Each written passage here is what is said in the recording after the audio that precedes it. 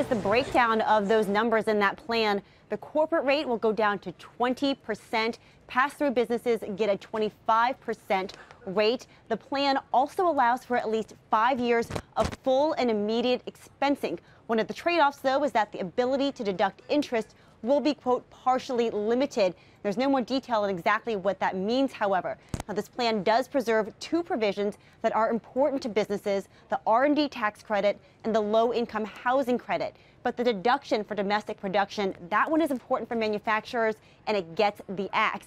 Now, under this framework, the U.S. would move to a territorial tax system. There would be two rates for money that's brought back. The plan doesn't specify what those rates will be, but the one for illiquid assets would be lower than the one for cash. On the individual side, the new streamlined rates would be 12, 25, and 35%, but lawmakers do have the green light to add a fourth rate at the top.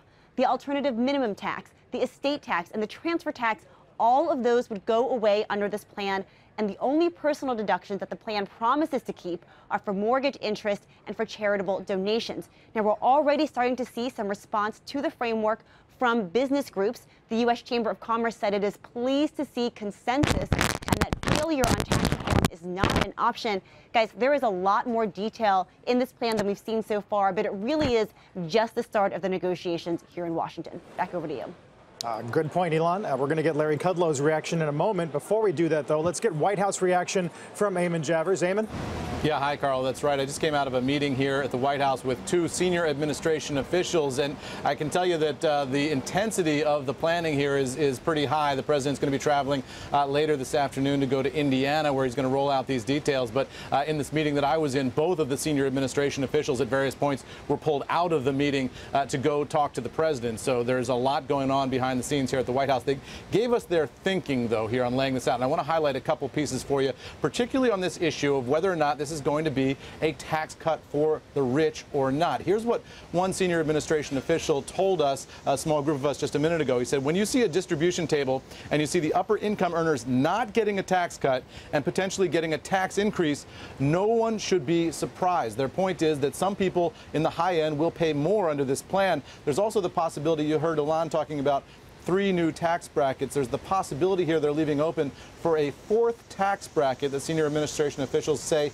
might be somewhere around 37 or 38%, but below the current 39.6% individual rate.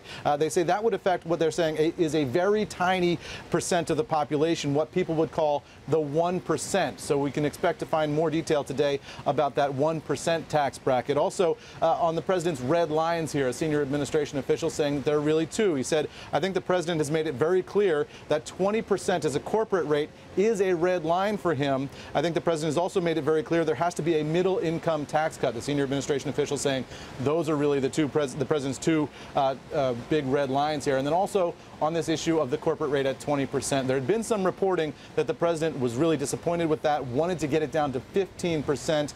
The way the 2 senior administration officials put it to me just now is the president's perfectly fine landing there.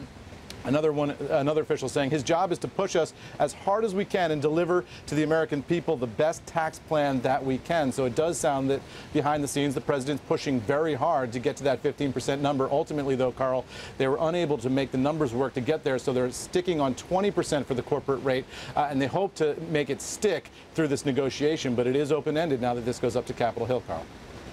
I think the red line point you made from the White House is interesting, Eamon. Are you hearing anything about the red lines from the Republican Party, from Congress, about just how big this might blow a hole in the deficit, for instance, or the state and local tax deduction, which is not laid out in this 9-page principles? Yeah, so a couple of interesting points. One is that's going to be the crux of the debate. How much deficit increase are they willing to tolerate up on Capitol Hill? Here at the White House, when you ask them about increasing the deficit, they say this is going to increase growth. They say they think they can get to 3% growth or even higher than 3%.